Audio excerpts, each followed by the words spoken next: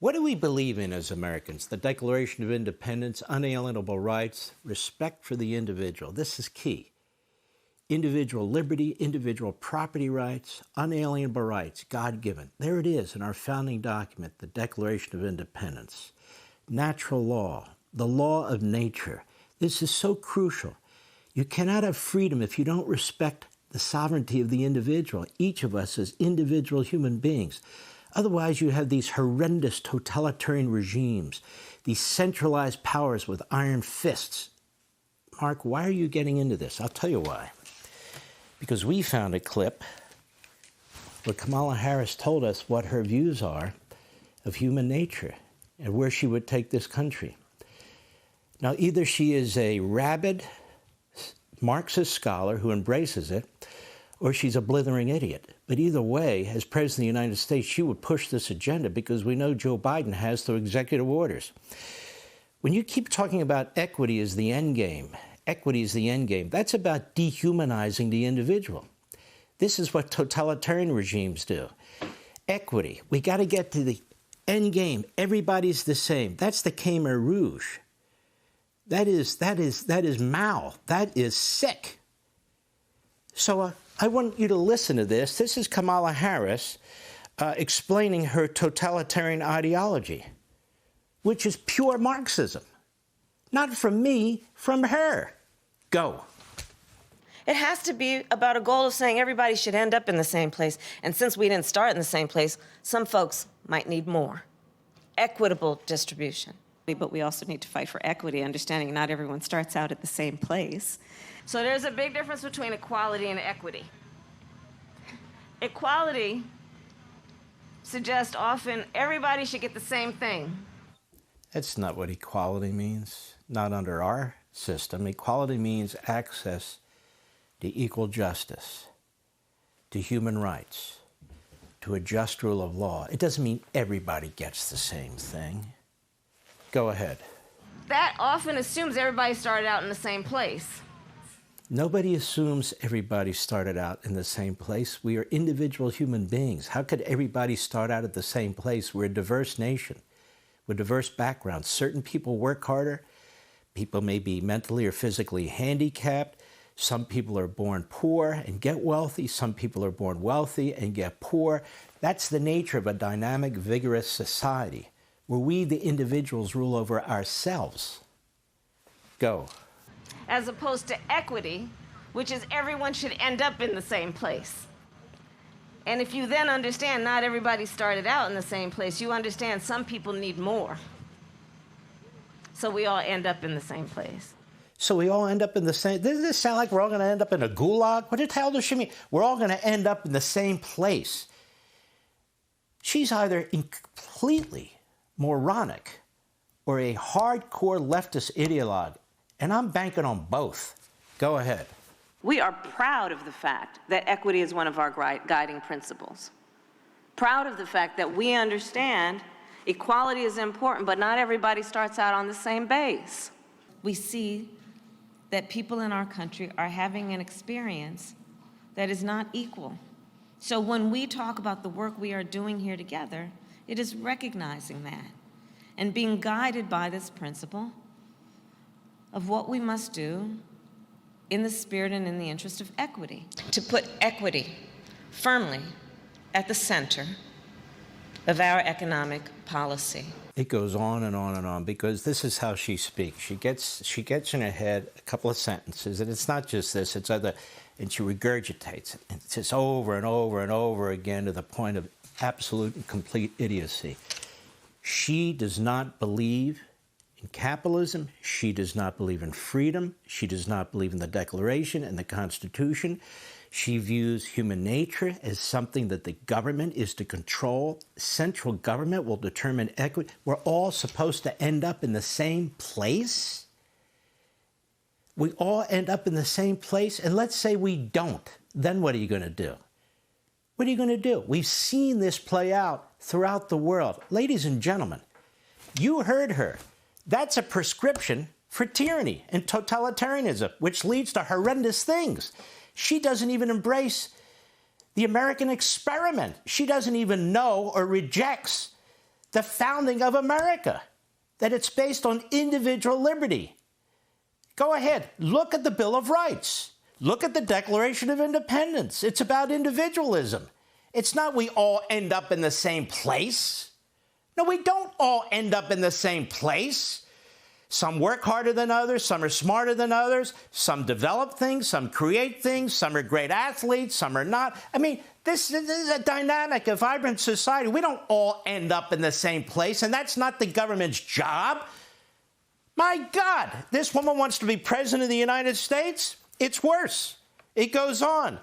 Here she is basically comparing customs to the perception of the Ku Klux Klan. Go. The Klan was what we would call today a domestic terrorist group. Why? Why would we call them domestic terrorist group?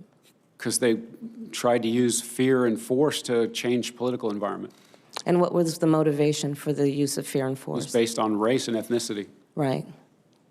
Are you aware of the perception of many about how the power and the discretion at ICE is being used to enforce the laws?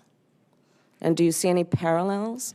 I do not see any parallels between sworn I'm talking about perception. officers and agents. I'm talking about perception. I do not see a parallel between what is constitutionally mandated as it relates to enforcing the law. Are you aware protecting that there's a people's rights. perception? I see no Are you aware perception that there's a that puts perception? ICE in the same category as the KKK. Is that what you're asking me? No, I'm very specific about what I'm asking you. Are you aware of a perception that the way that the discretion I see no parallel. I'm not finished. I see none. I'm not finished. I'm not finished. Are you aware that there's a perception that ICE is administering its power? You know, ladies and gentlemen, the combination of stupidity and arrogance is on full display right here. Go.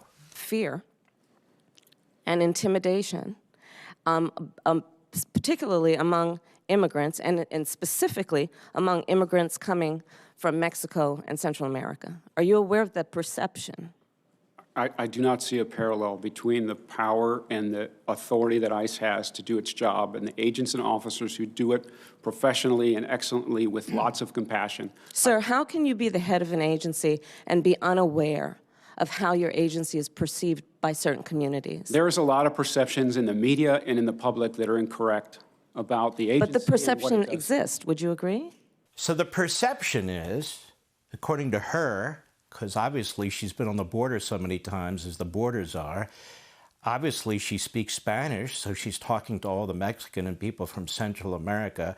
She's full of it.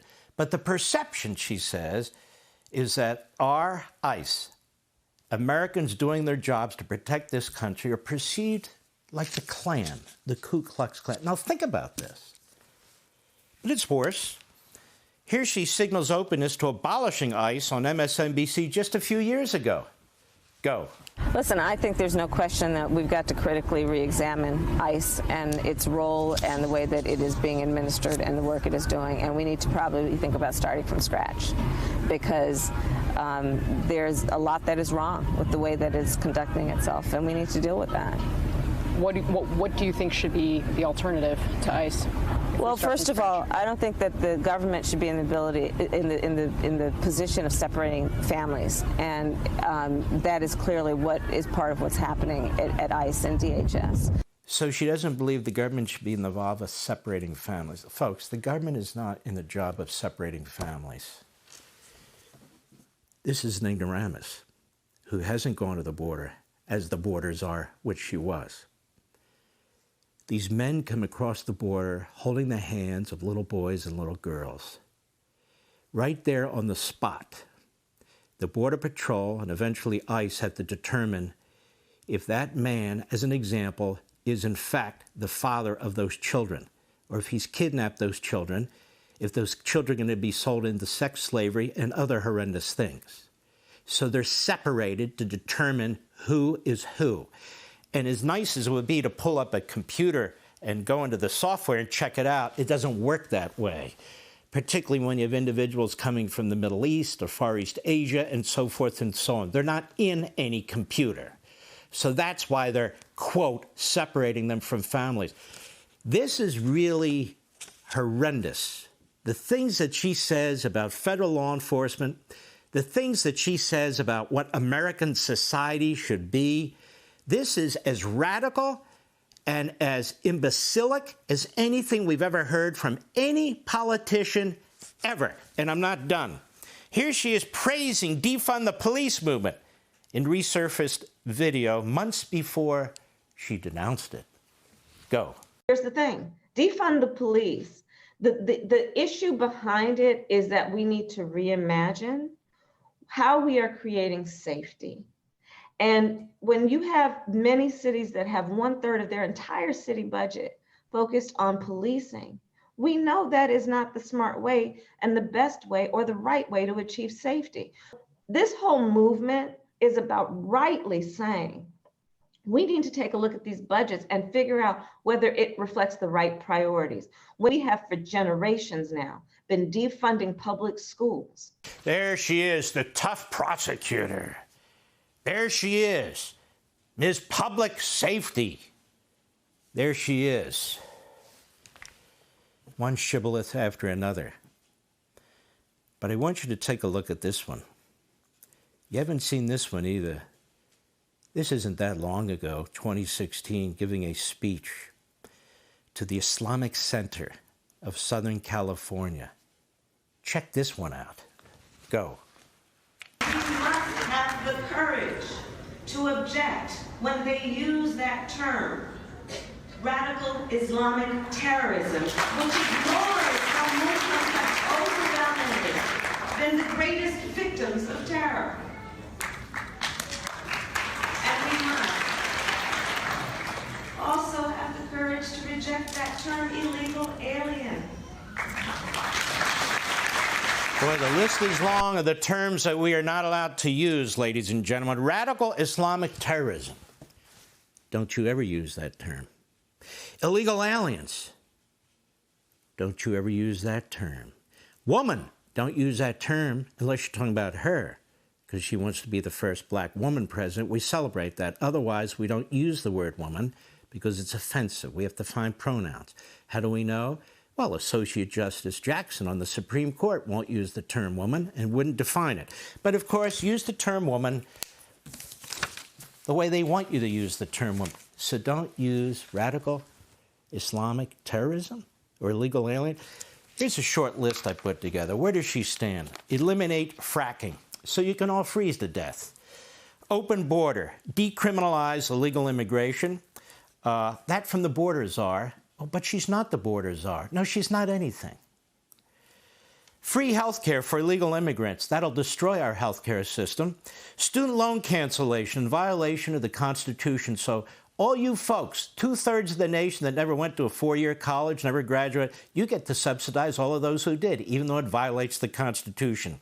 Eliminate private health care. Some of you have private health care and you like it. Even some unions have negotiated hard for private health care. She would abolish it. She would force you all into government-run socialist health care. And I'm sure they'll do a fantastic job like they do on the border. Or maybe the $42.5 billion to hook up everyone to internet. She was in charge of that. Nobody's been hooked up who was supposed to be. Infanticide. She doesn't just support abortion or Roe v. Wade. She supported S-510, a Senate bill that, among other things, outlawed nationwide parental notification if a child's going to have an abortion and required in every state abortion right up to birth, paid for by the taxpayers. That's her position on abortion. Why doesn't she show us what that looks like since she's now the abortion candidate? If it's just a choice, if it's about reproductive rights, wow, that's a weird word, then show it to us. But they won't. What else? She opposes school choice except for her own stepdaughter, even for poor families, even for black kids going to lousy schools. She opposes Title IX. She would destroy women's equality in sports, a 52-year-old civil right, which also gives women equal access to scholarships and extracurricular activities. Why?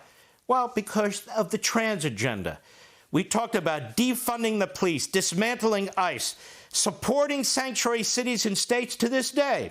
She supports nationwide registration of guns. She thinks, oh, that's a good idea. Opposes parental rights. She supported Merrick Garland's memo attacking parents. So she believes the government and her favorite, the AFT, the radical left-wing teachers union, should raise your children.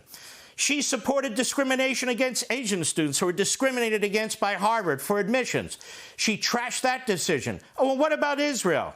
She repeats the most anti-Semitic blood libel. She did it the other day against the Jewish people in Israel, against the elected Prime Minister of Israel, Benjamin Netanyahu, and their citizen soldiers. She regurgitates Hamas's civilian casualty numbers without attacking Hamas for attacking their own people, killing them and beating them when they steal the food from them. That's a long way from President Harry Truman to Kamala Harris.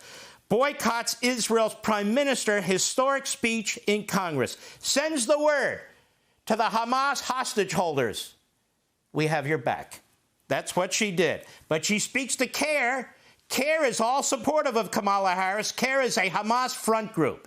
It was founded in Philadelphia. The FBI wiretapped the meeting. There was big federal litigation. Everybody knows CARE. CARE is a Hamas front group, and she embraces them. They support her. That tells you where she is. And she and Biden support withholding weapons from Israel. What are they withholding? 120-millimeter tank ammunition, 120-millimeter mortar ammunition, medium tactical vehicles, medium air-to-air missiles. They're withholding F-15s, F-135 engines that the Israelis need for their F-35s. What else? JDAM, what are those? That converts unguided bombs into precision-guided munitions. Withholding it. What else are they withholding? MK-84, 2,000-pound bombs, because they don't want them bombing the Gazans, which is what they've been doing all along, don't you know? Just ask Hamas. Rifles from the Israeli National Police Force, 338 medium machine guns, Sig Sauers we call them, and more guided missile systems on hold. Wow. Aren't they fantastic? What else? The Constitution. She opposes the Electoral College. Her support for radical District Attorney Bragg. She brags about this conviction against Trump, which tells you what? She's opposed to free speech, due process, equal protection, the right to competent counsel, excessive fines with Letitia James. So she opposes, literally, the 1st, 5th, 6th, 8th, 14th Amendments of the Constitution. She has been at war with the Supreme Court. She doesn't believe it should be independent. She wanted to pack the court. She wants to destroy it, destroy certain justices. She doesn't believe in separation of power. She believes in only her own power, which is why she opposes the filibuster rule. If we can't get what we want, we need to roll it through the Senate. She supports the 1619 Project and CRT, which are Marxist, racist attacks on America's very founding. There's one final thing that nobody talks about. She's hated by people who work for her. Daily Mail, Kamala Harris, the soul-destroying bully. Former staff exposed shock details of degrading tirades, decades-long toxic behavior that left people in tears and saw them quit at unprecedented levels for the people. Politico from 2021, not a healthy environment, Kamala Harris's office rife with dissent. New York Times, how Kamala Harris's campaign unraveled, and they go into some detail of how she abused her staff. National Review, people really, really do not want to work for Kamala Harris from 2022. Here we have Washington Post, a Kamala Harris staff exodus reignites questions about her leadership style and her future ambitions. The rumors started circulating in July. Vice President Harris' staff was wilting in a dysfunctional and frustrated office. And then, of course, the LA Times, harassment and retaliation claims during Kamala Harris's time as California's top cop led to $1.1 million in settlements. Now, this is the real Kamala Harris. But you won't hear about her on CNN or MSNBC or the New York Times or the Washington Post or all the rest of the corrupt, cover-up, censorship media that told you that Joe Biden is the smartest man since Albert Einstein and then told you that he's the dumbest man, broomed him out of office, and then brings us Kamala Harris. She's just fantastic. Let me tell you something. She's worse than Biden.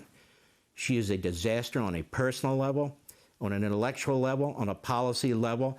The fact that she's Vice President of the United States should be scary enough. I'll be right back.